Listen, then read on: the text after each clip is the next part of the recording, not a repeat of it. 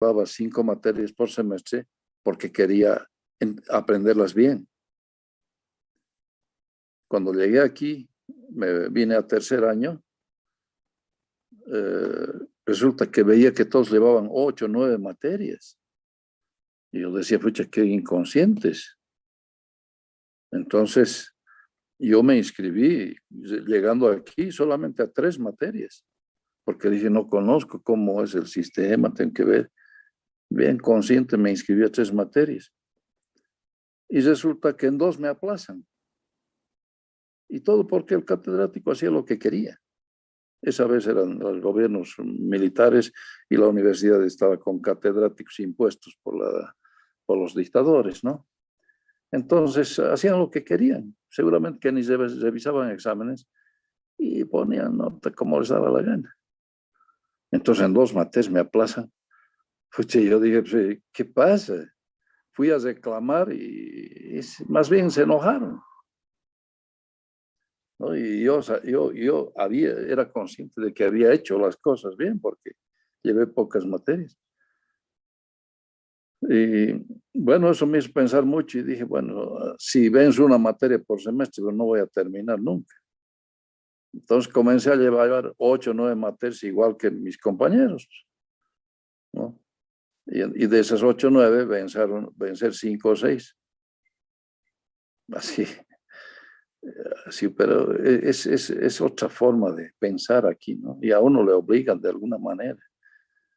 Yo no iba a terminar nunca, pero eso ha sido en esos tiempos donde los docentes eran impuestos por la dictadura. Ninguno había ganado por concurso de méritos, nada. Ahora también hay malos docentes, ¿no? Pero eh, ya es algo mejor. ¿Ya? Bueno, seguiremos con esto de trabajador inquilino. El que ha llegado como migrante busca un trabajo y consigue un trabajo. Entonces, al tener un trabajo, va a buscar dónde vivir. ¿Dónde creen que va a buscar la vivienda? Esto pueden responder ustedes.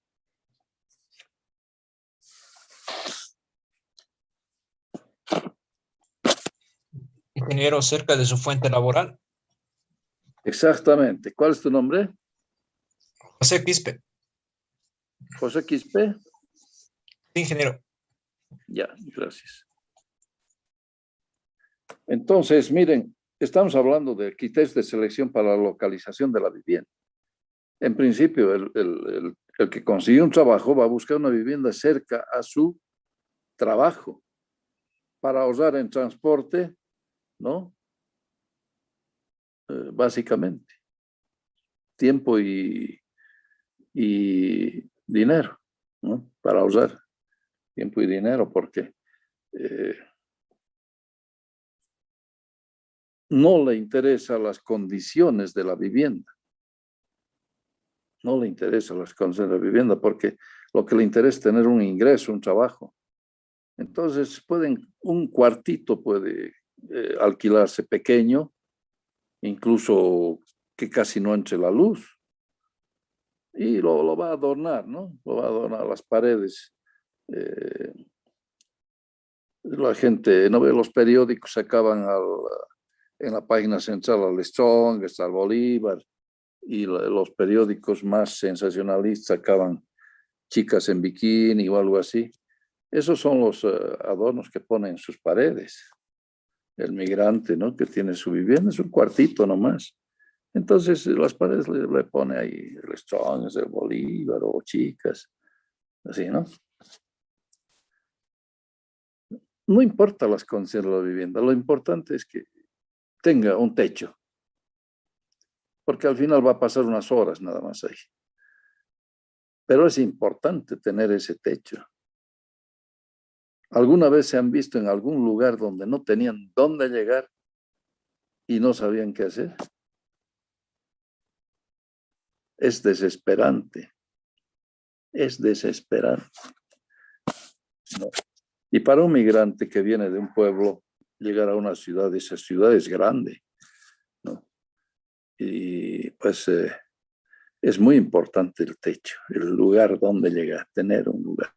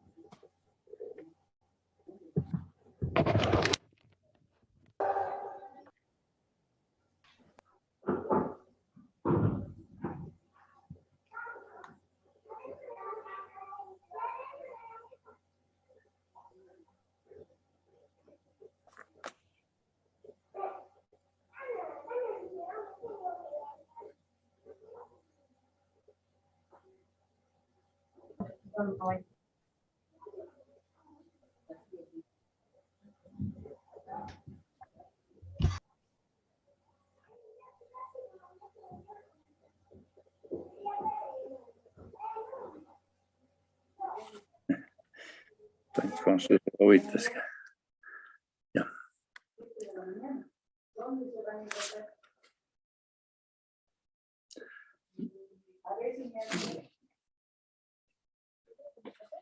Sí.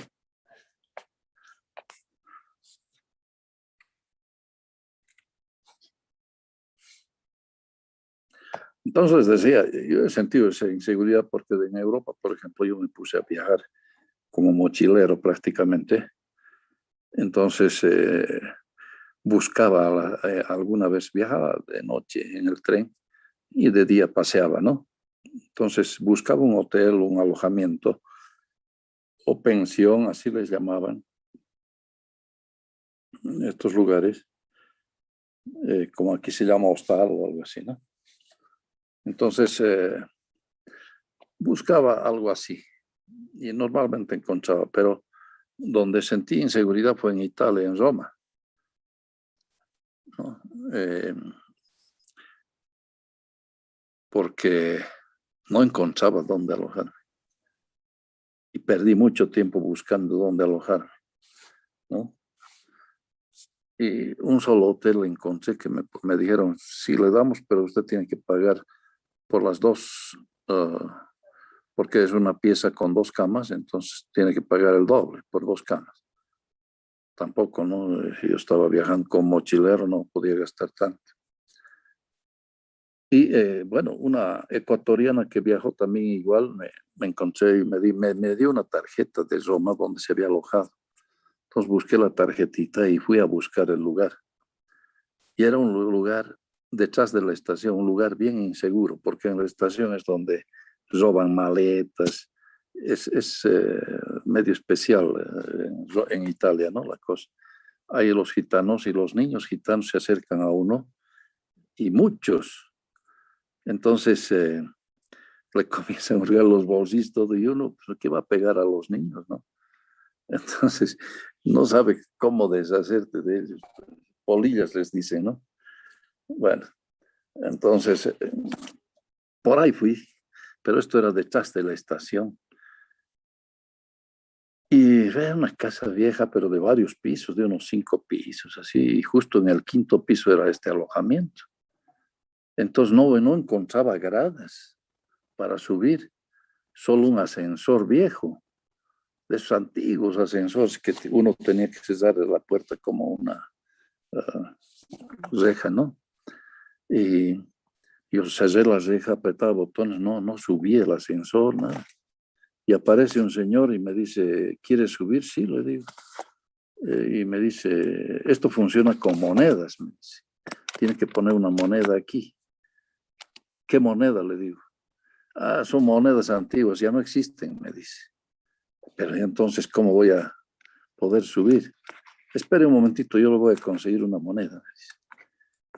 Y desaparece y viene y me dice, aquí hay una monedita. Y le pone él. Me dice, ya, apriete nomás el piso 5 y lo subí, ya. Entonces hice eso y subí para el piso 5. Y directamente el ascensor paraba en la puerta de un departamento, ¿no? Entonces yo abrí la reja y la puerta y era un departamento. Entonces apareció una señora, una mamá italiana así bien grandota y con una voz bien fuerte y me dice que desea, ¿no? Entonces le dije alojamiento. Entonces, tiene pasaporte, tengo su pasaporte. Le muestro mi pasaporte, le doy, ya venga, me dice. Y me lleva a una habitación. Y claro, yo no tenía que escoger, ¿no es cierto? Ya era las 10 de la noche, ¿y dónde iba a ir si no? Y me dice, ¿le parece bien o no? Sí, le digo, sí. 5.000 lire. 5.000 liras, me dice, ¿no? 5.000 lire. Ya está bien, le dije. Que todos son estos italianos, son vivísimos, ¿no? Y le digo, bueno, ahora el baño, le digo, quiero el baño. Ah, no, para el baño 500 liras más, ¿no? Oye, 500 más me sacó. Ahora, claro, ya no hay lira, es el euro, ¿no? Pero en aquella época era la lira todavía. Y no tuve que alojarme ahí, en Roma, porque no, no tenía otra opción. Pero había un sentimiento de inseguridad. Entonces yo digo, los que migran aquí tienen un sentimiento de inseguridad, por eso buscan un amigo, un pariente, y después ya se alquilan una habitación, tener la seguridad, tener un techo, ¿no? Y normalmente la habitación es cerca al trabajo. Entonces teníamos el migrante alojado, luego el trabajador inquilino, ¿no? Eso.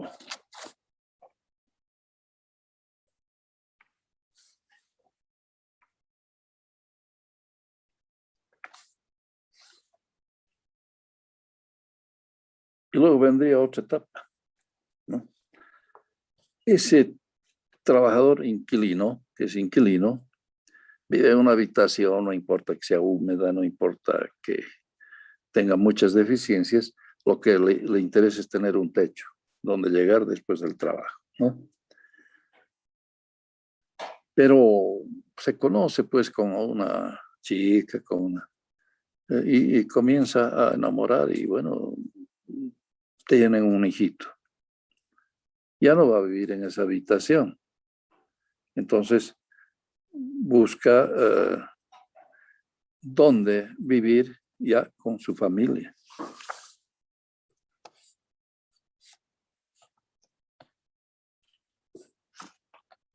Y ocupa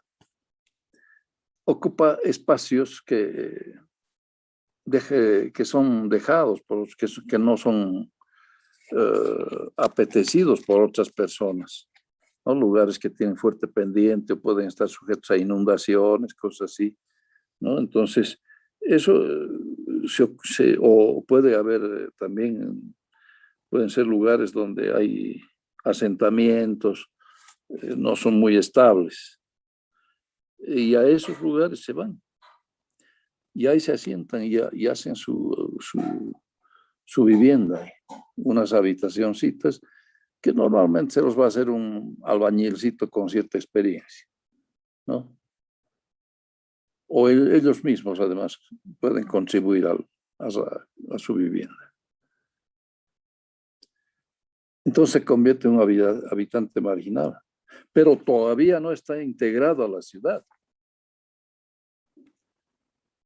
Le falta una etapa más.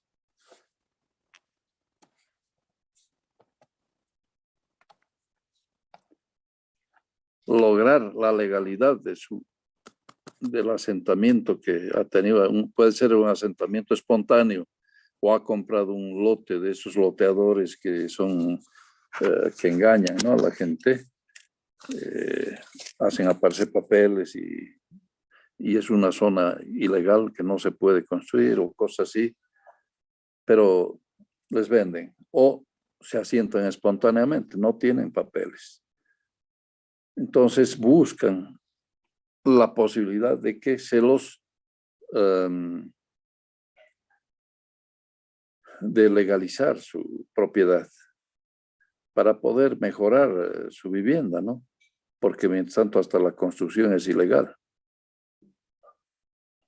Sí pueden ir poniendo sus nombres al chat, por favor, comenzando por su apellido, para que alguno de ustedes me envíe. ¿Quién me va a enviar la lista?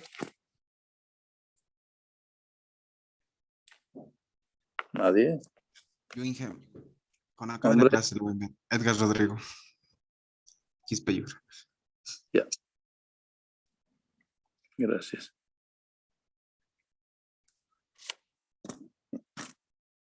Entonces, la gente que vive de esta manera, como habitante marginal, es muy insistente, persistente. Piden que se les dé servicios, electricidad.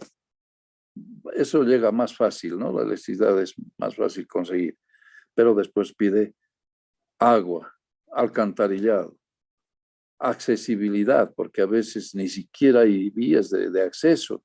Los materiales tienen que cargarlos a mano, ¿no? Entonces, piden esa accesibilidad, piden recolección de basura. En la medida en que van logrando estos servicios, están integrándose a la ciudad, ¿no? Y cuando ya logran todo eso, aquí hay un programa, por ejemplo, Barrios de Verdad, ¿no? Entonces los habitantes marginales entran a concursar. Eso ha llevado bastante bien la alcaldía, ¿no? Porque cuando concursan es que están ya comprometiéndose, si es que ganan el concurso y su barrio va a ser un barrio, ¿cómo es? Barrio de verdad. Ya hay un compromiso de ellos. Y eso ha sido interesante porque la alcaldía ha logrado que ellos se comprometan, ¿no? Entonces, interviene la alcaldía con lo que se llama urbanismo operacional y entonces se ve de solucionar esto del agua, el alcantarillado, los servicios, y si ya tienen hay que hacer algunos equipamientos, ¿no? Y el acceso, una calle de acceso más o menos adecuada. Entonces, pero hay los propietarios, los habitantes de estos barrios se comprometen también a ceder a algunas cosas, tal vez parte del terreno que están ocupando por necesidades de la misma urbanización que se está gestando ahí, ¿no? Entonces, y bueno, se comprometen a varias cosas. Y entonces, ¿qué pasa? El municipio les legaliza la propiedad de eso. Les legaliza y entonces ya ese propietario legal puede mejorar la calidad de su vivienda, puede aumentar habitaciones, ya tiene los servicios, puede hacer más cosas, ¿no? Entonces,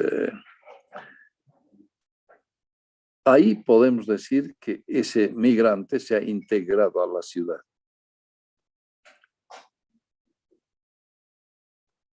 Entonces son 4 etapas por las que pasa un migrante para integrarse a la ciudad.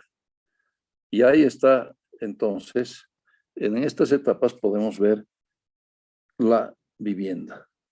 En principio, es un migrante que no tiene trabajo, se aloja donde un vecino, donde un pariente, un amigo, ¿no? No importa dónde sea, pero la cosa es tener el techo. Después, si es trabajador, va a buscar una vivienda cerca de su trabajo. Después ya tiene una familia, busca una vivienda en esos barrios espontáneos que surgen, ¿no? En los lugares desechados por los que tienen más recursos.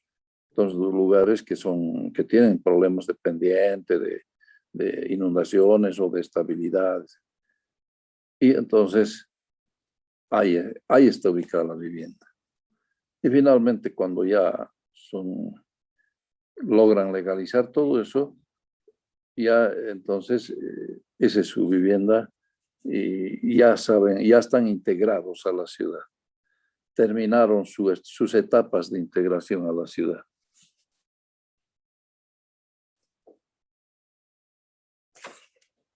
Interesante, ¿no? Bueno, yo les voy a hacer un dibujito aquí de unas encuestas que se hicieron en el Callao, en Lima, ¿no? Y entonces, sobre la base de esas encuestas, se dibujó, se obtuvo lo siguiente.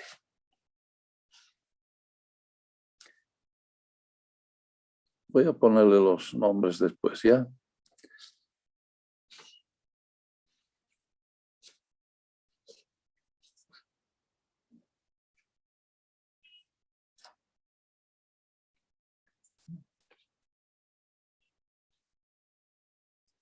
El eje vertical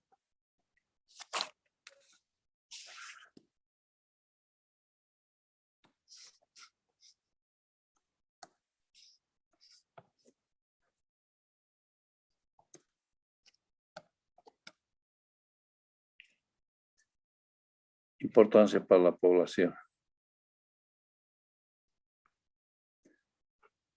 El eje horizontal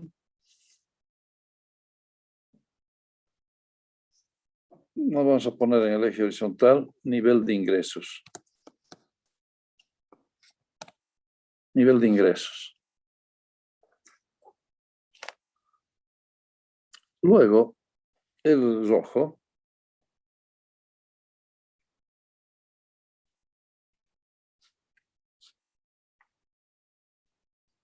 este rojo va a ser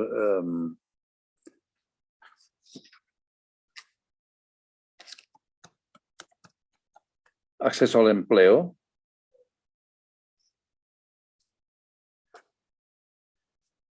El azulito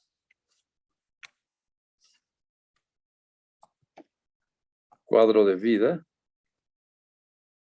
y el verdecito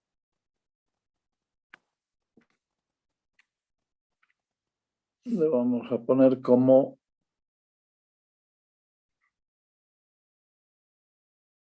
seguridad sobre el suelo.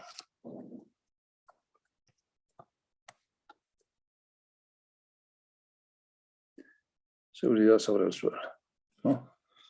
Entonces, este es acceso al empleo.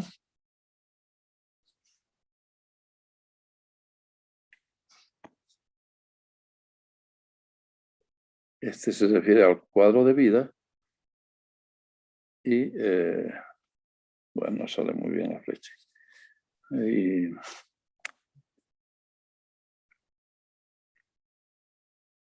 esa es seguridad sobre el suelo. ¿Ya? Estas encuestas se hicieron para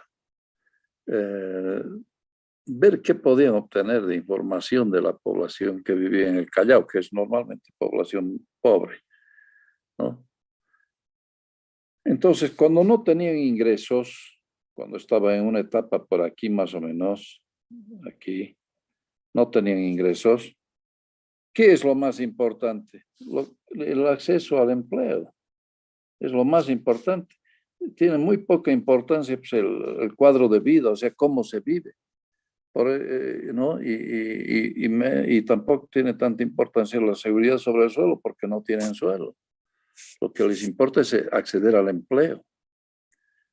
Entonces, este cuadro yo lo utilizo para poder, de alguna manera, explicar estos estados de integración del migrante a la ciudad, ¿no? Es más o menos estar en esta primera etapa. Cuando no tiene un empleo, lo más importante para él es el acceso al empleo, conseguir un trabajo, ¿no? Luego ya se sabe mover, ya tiene un mejor ingreso y está por aquí, donde cobra la mayor importancia la seguridad sobre el suelo, porque sea el habitante, el migrante, se ha asentado espontáneamente en un barrio marginal, ¿no? Entonces le interesa legalizar su propiedad, tener seguridad sobre ese suelo donde está. Entonces, ahí cobra más importancia el acceso al empleo y disminuye un poco lo que es es decir, ahí cobra importancia la seguridad sobre el suelo y disminuye en importancia el empleo porque ya saben moverse, ya saben cómo obtener los ingresos, ¿no? Para vivir. Entonces, va cobrando más importancia el lograr la seguridad sobre el suelo y también va cobrando un poco más de importancia el cuadro de vida, es decir, cómo vive. Claro, al principio vivía en una habitacióncita alquilada, pero ya cuando tiene familia ya quiere un mayor espacio. Entonces se asienta espontáneamente y está pendiente de mejorar su cuadro de vida. Pero no va a poder mejorar si no logra seguridad sobre el suelo, sobre el uso de ese suelo. Y ya cuando ya sabe moverse, ya tiene un ingreso más o menos suficiente y ya ha logrado la seguridad sobre el suelo, cobra importancia el cuadro de vida. Es decir, mejorar el marco de su existencia, que quiere decir mejorar su vivienda, más habitaciones, tal vez se quiere lavandería y cosas así. Entonces, puede hacerlo porque ya el suelo es de él y puede hacerlo. Entonces, lo más importante para él es mejorar ese cuadro de vida, ¿no? Y disminuye de importancia la seguridad sobre el suelo porque ya la tiene y el acceso al empleo, porque ya sabe cómo conseguir. Entonces, este grafiquito que lo hicieron en Lima en base a una encuesta nos sirve a nosotros, no se ha hecho para lo que yo les estoy explicando, pero nos sirve también para entender estas etapas del migrante, ¿no?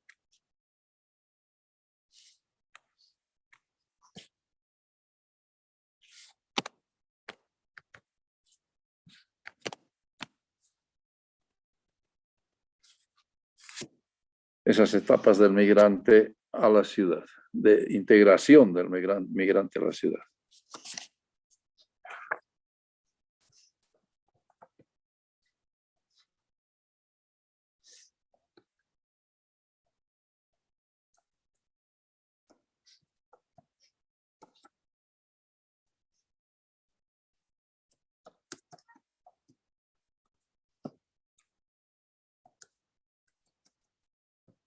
¿No? Etapas de integración del migrante a la ciudad.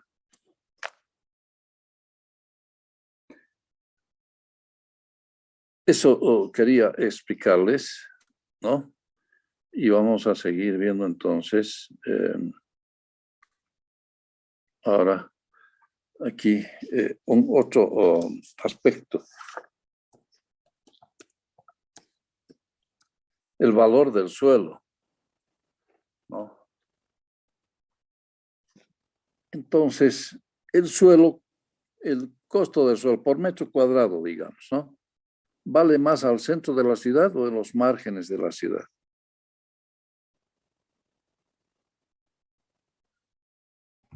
Al centro de la ciudad. Ya, ¿cuál es su nombre? Cuevas, Juan. Juan y Cuevas. Ya, ¿por qué? Porque ahí hay más desarrollo, ¿sí? Se puede decir. Hay más actividad económica, ¿no? Así, más actividad económica. Sí. Entonces, más o menos la cosa se plantea de esta manera.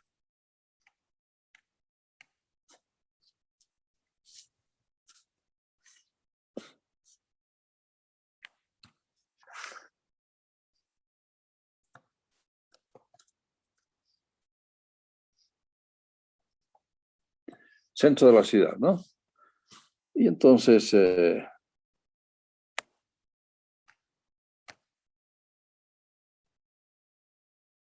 es así más o menos. Entonces, al centro es el costo más alto. Y en los márgenes de la ciudad es podríamos decir que es el valor del suelo en medio rural. Esto.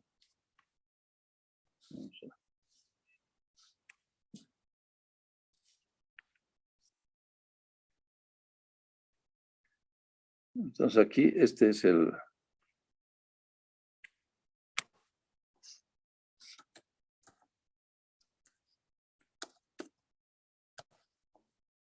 en medio rural, ¿ya? Ese es el valor, casi en los márgenes. En cambio, este es el centro.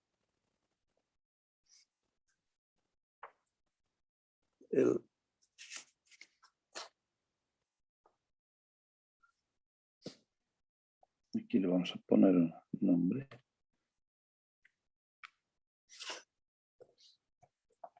Centro. Hay algunos que ya están entrando. Ya.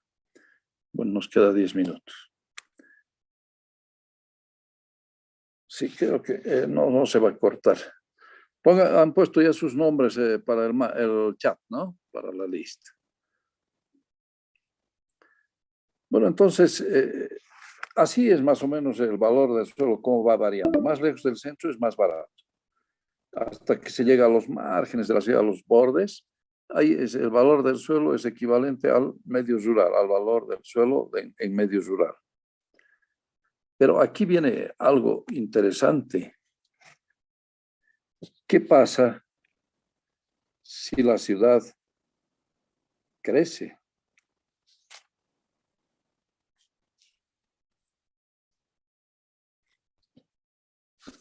Ha extendido, ¿no? Es una extensión mayor que está ocupando la ciudad. Entonces, el costo del suelo al centro va a subir en un cierto porcentaje. Digamos,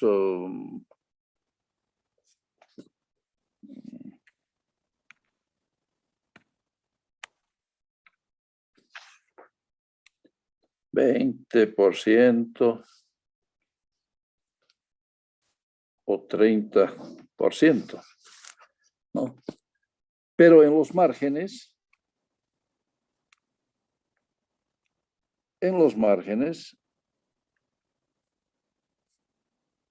el costo aumenta muchísimo más. El costo aumenta fácilmente 200% o más. Porque si antes tenía un valor como el del medio rural, ahora la ciudad ya ha crecido y esa parte ya es urbana. Entonces, el costo del suelo sube tremendamente. ¿Dónde se ubican los loteadores? En los márgenes de la ciudad. Ahí se están apoderando de suelo, de terrenos, donde más están los loteadores, porque saben que ahí va a subir tremendamente el suelo. Hay otros que compran también terrenos así en los márgenes y los tienen para engorde, ¿no? Pasa un tiempo, crece la ciudad y esos terrenos llegan a valer mucho más. Y les digo, tengo un amigo que cuando estudiábamos se compró terreno en Achumani. Y ya para titularnos, él lo urbanizó y ha vendido ganando un montón. Ha ganado cualquier cantidad.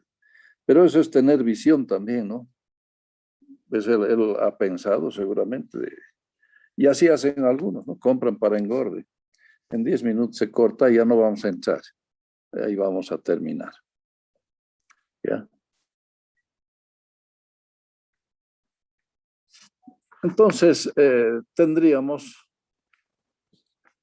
más o menos esto.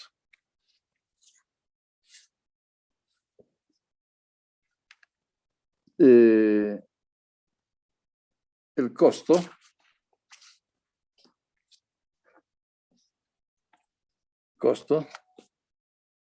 y aquí vamos a poner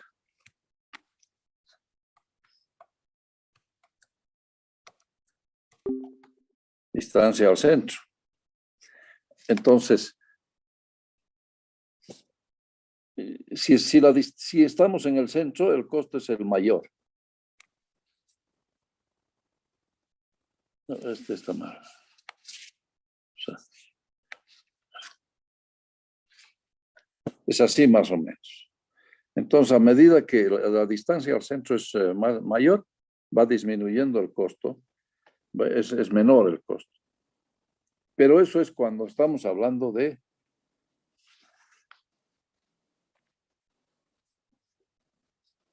suelo para comercio. Ahora sí tenemos que ver para oficinas, ¿no? Entonces,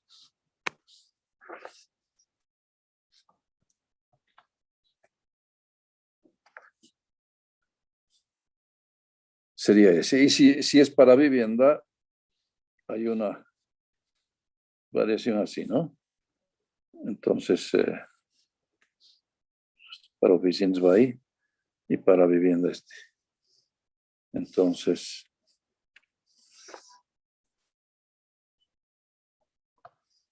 bien. Entonces, la distancia al centro es importante. Cuanto más lejos del centro, el costo va a bajar, ¿no? Por eso mucha gente se va a vivir lejos porque el costo del suelo para vivienda es menor, ¿no? Y esto que les estoy mostrando es importante porque con esto vamos a sacar conclusiones. ¿Cómo podríamos hacer que el costo del suelo no aumente si mejoramos la relación de zonas alejadas con el centro? Si mejoramos y podemos hacer que se llegue muy rápido al centro, el costo, la gente no ha de tener problema de irse a vivir lejos porque sabe que va a llegar al centro rápido. Entonces, no ha de haber especulación sobre el suelo, es decir, no han de cobrar más, ¿no? Entonces, cuando se hace una planificación urbana es importante relacionar los distintos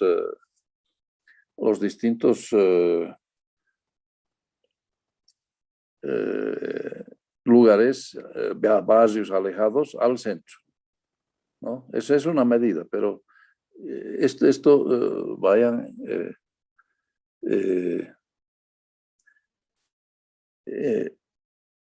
ya entendiéndolo.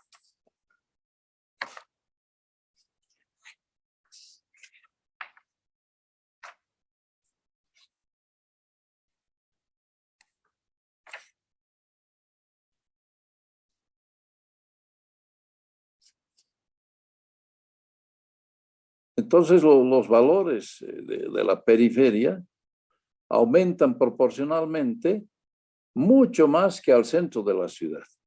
Si al centro de la ciudad aumenta 20%, 30%, y a los márgenes de la ciudad va a aumentar 200%, ¿no? Entonces, los especuladores de suelo se sitúan en los bordes de la ciudad, los extremos de la ciudad, ¿no? Porque ahí van a obtener ganancias tremendas. Y vean que ahora hay juicios y hay ventas de terrenos, tienen 2, 3 propietarios de terrenos porque engañan además, ¿no? Y la gente va comprando. Y la ciudad, lo lastimoso también es que la ciudad está creciendo sobre espacios agrícolas. Entonces, esos suelos que eran fértiles, que eran adecuados para criar cierto tipo de ganado, etcétera, entonces ya no son posibles de utilizarlos, porque la ciudad ha crecido. En las lomas de Achumani, por ejemplo, eso pasa. Hay barrios cesados, ¿no? Hay urbanizaciones cesadas, casitas, etcétera, que son gente que tiene recursos, y ahí están criando vaquitas y están ordeñando y están vendiendo la leche, ¿no? O sea, hay agricultores mezclados con gente que ya ha comprado terrenos y está construyendo, incluso, como les digo, urbanizaciones cerradas.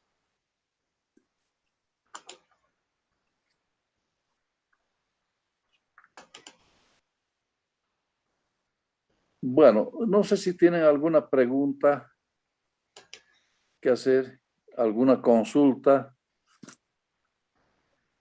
alguna aclaración, duda. Nada. Nada de nada.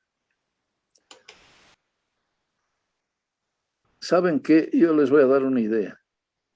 Consíganse una piedrita de acuerdo al tamaño de sus pecados, ¿no? Pero que no les vaya a pasar como a Judas, porque Jesús les dijo, no, levanten una piedra y vamos a caminar. Y Judas nosotros una piedrita chiquitita y otros una piedra grande, no sabían para qué era, ¿no? Y cuando llegan a un lugar, dice, Jesús les dice que las piedras se conviertan en pan. Entonces, pues felices, todos los que habían cargado piedras más grandes tenían pan más grande. Y Judas se queda con un pedacito chiquito, ¿no? Un pancito chiquito. Entonces, en otra ocasión, Dios les dice, o Jesús les dice, cojan una piedra para caminar. Y Judas usa una piedra grande, ¿no? Y camina así. Y entonces llega a un cierto lugar para descansar y Judas estaba esperando que diga, pues se convertirá en pan. Y Jesús les dice, hoy traje sándwiches. Y les repartió los sándwiches y la piedra ya no se convirtió. Entonces Judas se quedó arruinado, ¿no? Pero en este caso yo estoy diciendo que se busque una piedrita de acuerdo al tamaño de sus pecados y se golpea en el pecho, ¿no? Estamos en Semana Santa. Buenas noches, chicos. Claro, no vamos a mucho continuar con lo que estábamos haciendo el día. Estamos en cuarentena, pues sí. No hay boliches, no hay discotecas. Así que una piedra pequeña nomás. Que les vaya bien, jóvenes. Mañana es Viernes Santo. El sábado